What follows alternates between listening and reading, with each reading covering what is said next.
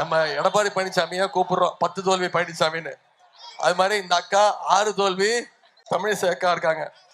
அவங்களும் எல்லா இடத்துலயும் முயற்சி பண்ணி பார்த்துட்டாங்க. தென் மாவட்டங்கள்ல இருந்து வட மாவட்டங்கள் வரைக்கும் எம்எல்ஏ எம்பி ஏதாவது ஒரு இடத்துல மக்கள் நம்மளை வந்து வெற்றி பெற வைப்பாங்களான்னு. ஆனா எந்த இடத்துலயும் இது வரைக்கும் அக்கா அவர்கள் வெற்றி பெற்றதே கிடையாது. தொடர்ந்து மக்கள் நிராகரிச்சுக்கிட்டே இருக்காங்க. அவங்களுக்கு என்ன கரெக்டா இருக்கும், ஏதாவது ஒரு ரப்பர் ஸ்டாம்ப் பதவி, கவர்னர் பதவி தான் அவங்களுக்கு கரெக்ட். மக்கள் சேவை என்னைக்குமே மக்களை தமிழிசை அக்கா அவர்களை ஏத்துக்கவே போறதில்ல. அதனால மீண்டும் தமிழிசை அக்கா அவர்களை நாம கவர்னர் ஆக்குவோம்.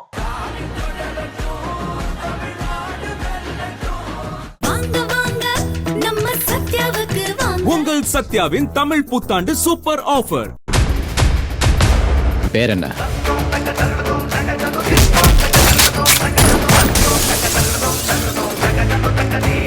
டயா பூஸ்டர் சுகரை கண்ட்ரோல் பண்ணும், உங்க ஆரோக்கியத்தை மீட்டு தரும். சர்க்கரையை கட்டுப்படுத்துறதுக்கான எளிமையான வழிமுறை, இயற்கையான வழிமுறை. அனைத்து மருந்து கடைகளிலும் கிடைக்கும். முதல்ல இந்த நிகழ்ச்சியை இவ்வளவு சிறப்பா ஏற்பாடு செஞ்சிருக்கக்கூடிய உங்களுடைய வெற்றி வேட்பாளர் மாவட்ட கழக செயலாளர் அண்ணன் திரு மயிலவேலு அவர்களுக்கும், பகுதி கழக செயலாளர்கள் அண்ணன் நந்தனம் மதி அவர்கள், திரு எஸ் முரளி அவர்கள், மாநில நிர்வாகிகள் திரு தம்பிதுரை, தசரதன், நந்தனம் நம்பிராஜன், மாவட்ட கழக பொருளாளர் திரு அன்பழகன், அதே மாதிரி வட்ட செயலாளர்கள் திரு ராஜவேலு, கிருஷ்ணமூர்த்தி, ராஜா சுரேஷ்குமார், நாகராஜன், ஏழுமலை, ராஜேந்திரன், பொன்னுசாமி அவர்களுக்கும், துரை பார்த்திபன், தவனேசன், வெற்றிவேல், கண்ணன், தாஸ், அன்பு உள்ளிட்டோருக்கும், மாவட்ட இளைஞரணி துணை அமைப்பாளர்கள் சகோதரர் தினேஷ் மாணிக்கம் அவர்களுக்கும், விக்னேஸ்வரன் அவர்களுக்கும், தோமுசாவை சேர்ந்த அருமை சகோதரர்கள் அத்தனை பேருக்கும், இளைஞரணி உள்ளிட்ட அனைத்து சார்பு அணிகளை சேர்ந்த நண்பர்களுக்கும் நிர்வாகிகளுக்கும், நம்முடைய மதச்சார்பற்ற முற்போக்கு கூட்டணி கட்சி சேர்ந்த சகோதரர்கள், இந்திய தேசிய காங்கிரஸ் திராவிட கழகம், தேசிய முற்போக்கு திராவிட கழகம், இந்திய கம்யூனிஸ்ட் கட்சி, மார்க்சிஸ்ட் கம்யூனிஸ்ட் கட்சி, விடுதலை சிறுத்தைகள், எஸ்டிபிஐ உள்ளிட்ட அனைத்து தோழமை கட்சியை சேர்ந்த சகோதரர்களுக்கும், முத்தமிழர் கலைஞருடைய உயிரினும் மேலான அன்பு உடன்பிறப்புகள் அத்தனை பேருக்கும் முதல்ல என்னுடைய நன்றியை தெரிவிச்சுக்கிறேன். கடந்த 12 நாட்களா கிட்டத்தட்ட 60 சட்டமன்ற தொகுதிகளுக்கு நேரடியாக சென்று நம்முடைய வெற்றி வேட்பாளர்களுக்கு உதயசூரியன் சின்னத்திலையும் கூட்டணி கட்சிகளுக்கு நம்முடைய கூட்டணி சின்னத்திலையும் வாக்கு கேட்டு கிட்டத்தட்ட 60 தொகுதிகள் முடிச்சுட்டு இன்னைக்கு மயிலாப்பூர் வந்து உங்களை எல்லாம் சந்திச்சு அண்ணன் வேலுவர்களுக்கு உதயசூரியன் சின்னத்துல நீங்க எல்லாம் வாக்களிக்கணும். இந்த முறை குறைஞ்சது 30,000 வாக்கு வித்தியாசத்துல அண்ணன் வேலுவர்களை ஜெயிக்க வைக்கணும். செய்வோமா? நான் உங்ககிட்ட வந்து வாக்கு கேட்க வந்தேன். உதயசூரியன் சின்னத்துல வாக்களிங்க, அண்ணன் வேலுவர்களுக்கு வாக்களிங்கன்னு கேட்க வந்தேன். ஆனா இங்க வந்து பார்த்ததுக்கு அப்புறம் தெரியுது நீங்க எல்லாம் ஏற்கனவே வெற்றியை இறுதி செஞ்சு வச்சிருக்கிறீங்க. வெற்றி உறுதியா? வெற்றி நிச்சயமா? அண்ணன் வேலுனோட வெற்றி நிச்சயமா? எந்த சின்னம்? கையை காட்டி சொல்லுங்க, எந்த சின்னம்? உதயசூரியன் சின்னத்துல வாக்களிச்சு நம்முடைய கைகள்ல இன்னும் 13 நாட்கள் இருக்கு. இன்னைக்கு தேதி 10, 23ஆம் தேதி தேர்தல். இன்னும் 13 நாட்கள் இதே எழுச்சியோடு பிரச்சாரத்தை மேற்கொண்டோம்னா நிச்சயம் 30,000-50,000 வாக்கு வித்தியாசத்துல அண்ணன் வேலு அவர்களை வெற்றி பெறுவது உறுதி. அதை செஞ்சு காட்டுவீங்க நம்பிக்கை இருக்கு. அண்ணன் வேலு அவர்கள் வெற்றி வேட்பாளர் உங்களிடத்துல தலைவர் அவர்கள் மீண்டும் ஒப்படைச்சிருக்கிறார். அவரை உங்களிடத்துல நான் அறிமுகப்படுத்த வேண்டிய அவசியம் இல்லை. ஆனா எப்ப பார்த்தா இந்த மயிலாப்பூர் தொகுதிக்கு வரும்போது மட்டும் எனக்கு கூடுதல் மகிழ்ச்சி வந்துடும். ஏன் தெரியுமா? ஏன்னா இது என்னோட தொகுதி, நான் வாக்களிக்கிற தொகுதி. நான் துணை முதலமைச்சராக இருக்கலாம், ஆனா நான் யாருக்கு தெரியுமா வாக்களிக்க முடியும்? அண்ணன் வேலு அவர்களுக்கு தான் வாக்களிக்க முடியும். தொகுதி முழுக்க 34 கோயில்களுக்கு இன்னைக்கு குடமுழுக்கு நடத்தி இருக்கிற கூடியவர் உங்களுடைய வேட்பாளர். சென்ட் மேரி சாலையில் உள்ள பிளே கிரவுண்ட் மற்றும் ஜிம்முக்கு புது எக்யூப்மெண்ட்ஸ் வாங்கி கொடுத்துருக்கிறோம். சண்முகாபுரத்துல அங்கன்வாடி மற்றும் ஜிம் பொருட்கள் வாங்கி கொடுத்துருக்கிறோம். தொகுதி முழுக்க எம்எல்ஏ நிதியில இன்னைக்கு 16 உடற்பயிற்சி கூடங்கள், 16 ஜிம்ஸ் அமைச்சு கொடுத்திருக்கிறார் அண்ணன் வேலு அவர்கள். நொச்சிக்குப்பம் லூப் ரோடு பகுதியில 8 கோடி மதிப்பீட்டுல நவீன மீன் அங்காடி கட்டிடம், பக்ஸ் சாலையில சலவை தொழிலாளர்களுக்கு புதிய கட்டிடம், சாந்தோம் மற்றும் தேனாம்பேட்டை பகுதிகளில் 600 புதிய குடியிருப்புகள், 38 கோடி ரூபாய் மதிப்பீட்டுல புதிய பவர் டிரான்ஸ்பார்மர்ஸ் அமைக்கப்பட்டிருக்கு. சிபி ராமசாமி சாலை, நாகேஸ்வரர் பூங்கா அருகே 2 சமுதாய நலக்கூடங்கள் கட்டப்பட்டிருக்கு. இது மட்டும் இல்ல, வரும்போது என் கையில கோரிக்கைகள் கொடுத்துட்டாரு. நாம தான் ஆட்சி அமைக்க போறோம், நம்ம தலைவர் தான் மீண்டும் முதலமைச்சர், இந்த கோரிக்கைகளை உடனே எனக்கு செஞ்சு கொடுத்துடணும், ஆட்சி அமைஞ்சோடனே செஞ்சு கொடுத்துடணும்னு கோரிக்கை வச்சிருக்கிறார். என்ன கோரிக்கை? லூப் ரோடு சாலையில புதிய சமுதாய நலக்கூட வேணும். விபி ராமன் சாலையில புதிய சமுதாய நலக்கூட வேணும். மயிலாப்பூர் மேற்கு பகுதியில பக்கிங்ஹாம் கனால் கரைகளை பலப்படுத்தி அதை தூர்வார வேண்டும். பட்டினப்பாக்கம் புனரமைத்து தர வேண்டும். சீனிவாசபுரம் பகுதியில புதிய மீன் விற்பனை மைய கட்டிடம் ஆகியவை நீண்ட நாள் கோரிக்கை. இதெல்லாம் செஞ்சு தரணும். முக்கியமா சிந்தனை சிற்பி சிங்காரவேலர் சாலை பகுதியில் வசிக்கக்கூடிய மீனவர்கள், ஆதி திராவிடர்கள் மக்களுக்கு அங்கேயே வீடு கட்டி தர வேண்டும்னு பல கோரிக்கைகளை வச்சிருக்கிறார். நீங்க ஒரு உறுதிமொழி கொடுங்க. அண்ணன் வேலு அவர்களை ஜெயிக்க வச்சு சட்டமன்றத்துக்கு அனுப்புவேன்னு உறுதிமொழி நீங்க கொடுத்தீங்கன்னா நான் ஒரு உறுதிமொழி கொடுக்குறேன். வச்சிருக்கக்கூடிய அனைத்து கோரிக்கைகளையும் நிச்சயம் நம்முடைய திராவிட மாடல் 2.0 ஆட்சி அமைஞ்சோன்ன முதலமைச்சர்கிட்ட சொல்லி நிச்சயம் இந்த கோரிக்கைகளை நிறைவேற்றி கொடுப்பேங்கிற உறுதிமொழியை நான் கொடுக்குறேன். செஞ்சு காட்டுவோமா? நீங்க செஞ்சு காட்டுங்கன்னா நானும் செஞ்சு காட்டுவேன். நீ இந்த தொகுதிக்கு மட்டும் இவ்வளவு கோரிக்கைகளை செஞ்சு கொடுத்துருக்குறோம், திட்டங்களை கொண்டு வந்திருக்கிறோம்.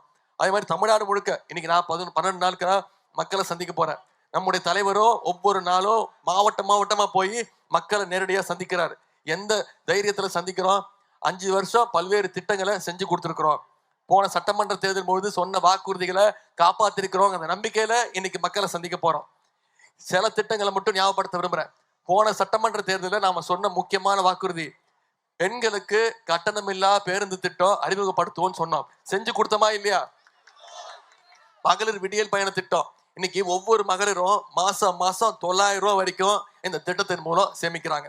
அதே மாதிரி முதலமைச்சர் காலை உணவு திட்டம், பள்ளிக்கூடத்துக்கு அரசு பள்ளியில படிக்கக்கூடிய குழந்தைங்க 1ஆம் வகுப்புல இருந்து 5ஆம் வகுப்பு வரை படிக்கக்கூடிய குழந்தைங்களுக்கு காலைல பள்ளிக்கூடத்துக்கு வந்தாங்கன்னா அவங்க பசியோட இருக்கக்கூடாது, பள்ளிக்கூடத்துக்கு பசியோட வரக்கூடாது. காலைல வந்தோடனே அவங்களுக்கு தரமான காலை உணவு, அதன் பிறகு தரமான கல்வியை நம்முடைய அரசு கொடுத்திருக்கு. ஒவ்வொரு நாளும் 20 லட்சம் குழந்தைங்க இதுல பயன்பெற்று இருக்கிறாங்க. சரி, பள்ளிக்கூடத்துக்கு வர வச்சுட்டோம், கல்லூரிக்கு அனுப்பணும், கல்லூரிக்கு வர வைக்கணும் மாணவர்களை. அதனால அரசு பள்ளியில படிச்சு எந்த தனியார் கல்லூரியாக இருந்தாலும் சரி, எந்த கல்லூரியாக இருந்தாலும் சரி, அங்க போய் படிச்சாங்கன்னா ஒவ்வொரு மாணவனுக்கும் மாணவிக்கும் மாசம் 1000 ரூபாய் கல்வி ஊக்கத்தொகை நம்முடைய முதலமைச்சர் கொடுத்திருக்கிறார். 14 லட்சம் மாணவ மாணவிகள் இதுல பயன்பெற்று இருக்கிறாங்க. இப்ப சமீபத்துல கல்விக்கு எவ்வளவு முக்கியத்துவம் கொடுக்கிறார் நம்முடைய முதலமைச்சர். சமீபத்துல 3 மாசத்துக்கு முன்னாடி அறிவிச்சு 10 லட்சம் மாணவ மாணவிகளுக்கு, கல்லூரி மாணவ மாணவிகளுக்கு இலவச லேப்டாப் திட்டத்தை அறிவிச்சு ஒரே மாசத்துல நம்முடைய அரசு கொடுத்து முடிச்சிருக்கு. அதிமுக ஆட்சியில கொடுத்தாங்க. யாரு கொடுத்தாங்க? யோசிச்சு பாருங்க. பள்ளிக்கூடம் படிக்கிற குழந்தைங்களுக்கு லேப்டாப் கொடுத்தாங்க. 2019ஆம் ஆண்டு திட்டத்தை கைவிட்டுட்டாங்க. நம்முடைய முதலமைச்சர் பார்த்தாரு, பள்ளிக்கூட குழந்தைங்களுக்கு கொடுக்கறத விட கல்லூரி மாணவ மாணவிகளுக்கு கொடுத்தா அவங்களுக்கு இன்னும் பயனுள்ளதா இருக்கும். மேற்படிப்பு படிக்க, ஒரு ப்ராஜெக்ட் ரிப்போர்ட் தயார் பண்ண, ஒரு இடத்துக்கு வேலைக்கு போய் சேர்றதுக்கு இந்த லேப்டாப் பயனுள்ளதா இருக்கும்னு இன்னைக்கு 10 லட்சம் கல்லூரி மாணவ மாணவிகளுக்கு லேப்டாப் திட்டத்தை கொடுத்திருக்கிறோம். அது மட்டும் இல்ல, வேலை வாய்ப்பு கொடுத்திருக்கிறோம். 3 லட்சம் பேருக்கு வேலை வாய்ப்பு கொடுத்திருக்கிறோம். கலைஞர் மகளிர் உரிமை தொகை திட்டம் உங்க தனி பேருக்கு தெரியும். போன சட்டமன்ற தேர்தலில் நாம சொன்ன வாக்குறுதி, அதை நிறைவேற்றி கொடுத்திருக்கிறோம். இன்னைக்கு கடந்த 3 வருடங்களா ஒவ்வொரு மாசமும் 1,31,00,000 மகளிருக்கு மாசம் 1000 ரூபாய் நம்முடைய முதலமைச்சர் அவர்கள் உரிமை தொகையா வழங்கியிருக்கிறார். அதிமுகவும் பாஜகவும் ஒரு திட்டம் போட்டாங்க. தேர்தலை காரணம் காட்டி இந்த மகளிர் உரிமை தொகை திட்டத்தை எப்படியாவது முடக்கிடலாம், நிப்பாட்டிடலாம், 3 மாசத்துக்கு நிப்பாட்டுவோன்னு நீதிமன்றத்துக்கு போனாங்க. நம்முடைய தலைவர் என்ன பண்ணாரு? நான் 1000 ரூபாய் கொடுக்கறத நீங்க நிப்பாட்டுறீங்களா, நான் 5000 ரூபாய் கொடுப்பேன், எப்படி நிப்பாட்டுக்கு பார்க்கலான்னு சொல்லி பிப்ரவரி மாசம் கொடுத்தாரு. பிப்ரவரி மாசம், மார்ச் மாசம், ஏப்ரல் மாசம் 3000, கோடைகால சிறப்பு நிதியா 2000ன்னு 5000 ரூபாய், 1,31,00,000 மகளிருக்கு, 1,31,00,000 குடும்பங்களுக்கு நம்முடைய முதலமைச்சர் அவர்கள் 5000 ரூபாய் கொடுத்தாரு. முதலமைச்சர் காலையில 6 மணிக்கு மகளிரோட அக்கௌண்ட்ல பணத்தை போட்டாரு. மகளிர் என்ன பண்ணீங்க? காலைல 9 மணிக்கெல்லாம் போய் பணத்தை எடுத்துட்டீங்க. எவ்வளவு ஷார்ப்பா இருக்கீங்க பாருங்க. ஏன்? உங்களுக்கு பயம். மோடி அரசு மினிமம் பேங்க் பேலன்ஸ் சொல்லி அந்த பணத்தை உருவிட போறாரு. நம்முடைய முதலமைச்சர் உரிமை தொகை கொடுத்திருக்கிறாரு, அத மோடி அரசு எடுத்துருன்னு போய் எடுத்தீங்க. இதே மாதிரி ஷார்ப்பா 23ஆம் தேதி 9 மணிக்கெல்லாம் போய் உதயசூரியன் சின்னத்துல அண்ணன் வேலு அண்ணன் அவர்களுக்கு வாக்களிச்சு மிகப்பெரிய வாக்கு வித்தியாசத்துல ஜெயிக்க வைக்கிற செய்வீங்களா? சில வாக்குறுதிகளையும் கொடுத்திருக்கிறார் நம்முடைய தலைவர். மீண்டும் ஆட்சிக்கு வந்தோம்னா மகளிர் உரிமை தொகை உயர்த்தப்பட்டு 2000 ரூபாய் கொடுப்போம். 1000 ரூபாய் இல்ல, 2000 ரூபாய் உயர்த்தி கொடுப்போம்னு சொல்லியிருக்கோம். காலை உணவு திட்டம் 8ஆம் வகுப்பு வரைக்கும் உயர்த்தி கொடுப்போம்னு சொல்லியிருக்கோம். கல்வி ஊக்கத்தொகை 1000 ரூபாய் இல்ல, 1500 கொடுக்கப்படும்னு உறுதிமொழி கொடுத்திருக்கிறோம். OAP முதியோர் உதவி தொகை இப்போ வரைக்கும் 1200 கொடுத்துட்டு இருக்கோம். மீண்டும் திராவிட மாடல் 2.0 ஆட்சி அமைஞ்சதுன்னா 1200 2000 ரூபாய் உயர்த்தி கொடுப்போம்னு நம்முடைய தலைவர் வாக்குறுதி கொடுத்திருக்கிறார். அடுத்த 5 வருஷத்துல அனைத்து கல்லூரி மாணவர்களுக்கும் மாணவிகளுக்கும் 35 லட்சம் லேப்டாப்கள் கொடுக்கப்படும்னு தலைவர் வாக்குறுதி கொடுத்திருக்கிறார். இதெல்லாம் விட முக்கியமான திட்டம், உங்க அத்தனை பேருக்கும் தெரிஞ்ச திட்டம். ஆட்சி அமைஞ்சோடனே நம்முடைய தலைவர் முதலமைச்சர் அனைத்து மகளிர் கைகள்லயும் 8000 ரூபாய் மதிப்புள்ள கூப்பன் தலைவர் கொடுத்துருவாங்க. மகளிர் நீங்க உங்க வீட்டுக்கு தேவையான மின்சாதன பொருட்களை வேற யாரும் முடிவு பண்ண வேணாம், நீங்களே முடிவெடுத்து உங்க வீட்டுக்கு என்ன தேவைங்கிறத டிவி, ஃப்ரிட்ஜ், வாஷிங் மிஷின் எதுவோ அதை நீங்களே முடிவு பண்ணி நீங்களே வாங்கிக்கலாங்கன்னு தலைவர் அவர்கள் அறிவிச்சிருக்கிறாங்க. இவ்வளவு திட்டங்களை இவ்வளவு நேரம் பேசுறது கேட்கலையா? சரி சரி, இவ்வளவு நேரம் நான் இவ்வளவு திட்டங்கள் சொல்லியிருக்கேன்ல, 5 வருஷம் என்ன பண்ணிருக்கோங்கிறத சொல்லியிருக்கேன். ஜெயிச்சு வந்தா என்ன பண்ணுவோங்கிறதையும் சொல்லியிருக்கிறேன். ஒன்னே ஒன்னு யோசிச்சு பாருங்க, இந்த 5 வருஷம் நம்முடைய தலைவர் இவ்வளவு திட்டங்கள் கொடுத்திருக்கிறார், முதலமைச்சர் இவ்வளவு திட்டங்கள் கொடுத்திருக்கிறாரு. ஒன்றிய பாஜக அரசு எந்த விதத்திலேயாவது நம்முடைய தமிழ்நாடு அரசுக்கு துணை நின்றுருக்கா?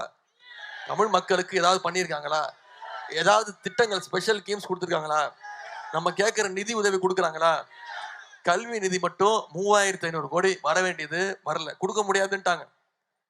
2 நாளுக்கு முன்பு ஒன்றிய கல்வி அமைச்சர் திரு தர்மேந்திர பிரதான் சொல்றாரு, மும்மொழி கொள்கையை ஏத்துக்கணும், ஏத்துக்கிட்டாதான் 3500 கோடி கொடுப்பேன்னு சொல்லிட்டார். நம்முடைய தலைவர் சொல்லிட்டார் மும்மொழி கொள்கையா, அதுல என்ன இருக்கு?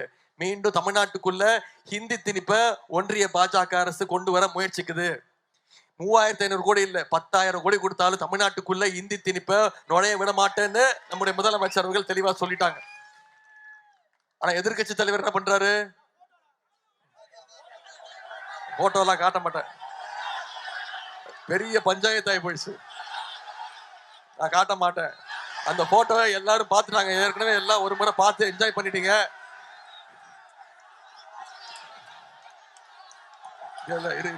நான் என்னன்னு சொல்லிடுறேன். திரு எடப்பாடி பழனிசாமியோட நிலைமை இப்படி ஆகும்னு நான் எதிர்பார்க்கவே இல்லை. சரி இருங்க, நான் முதல்ல இருந்து சொல்லிடுறேன், என்ன நடந்துச்சுன்னு சொல்லிடுறேன். இப்ப கூட என்ன தெரியுமா பேசுறாரு எடப்பாடி பழனிசாமி அவர்கள்?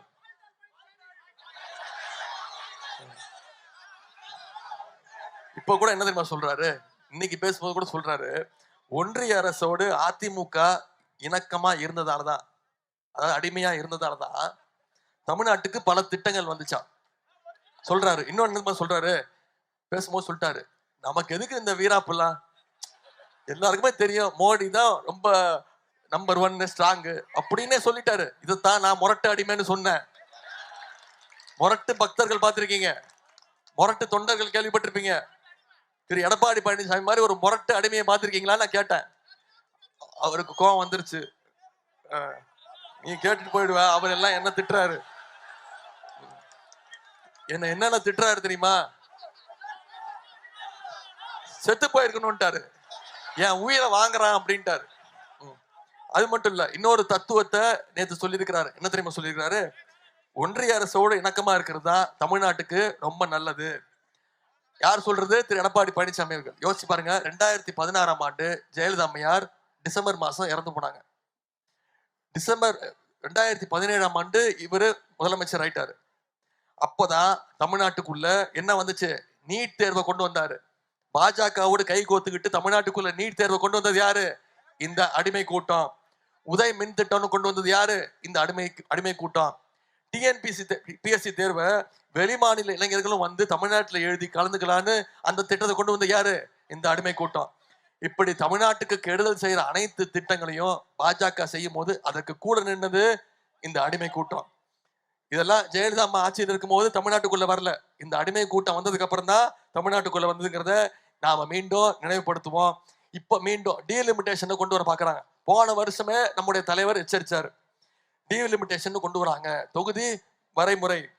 இந்தியா முழுக்க இருக்கக்கூடிய எல்லா கட்சி தலைவர்களையும் தமிழ்நாட்டுக்கு வர வச்சு ஒரு மிகப்பெரிய எதிர்ப்பு கூட்டத்தை நாம நடத்தணும். ஆனா ஒன்றிய அரசுக்கு அப்படி ஒரு எண்ணமே இல்லைன்னு அப்போ எடப்பாடி பழனிசாமி சொன்னார்.